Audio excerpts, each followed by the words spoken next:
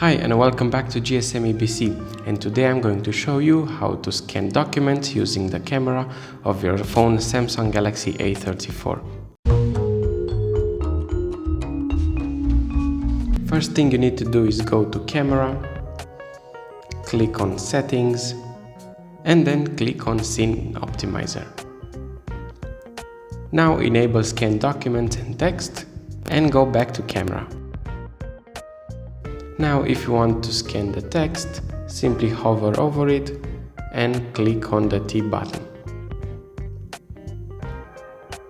If you want to rearrange the document, drag from the four corners as you like.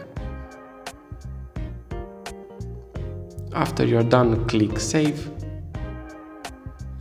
and you can find your image here. You can also find your image in the gallery right here. Thank you guys for watching. Don't forget to like and subscribe, and I will see you next time.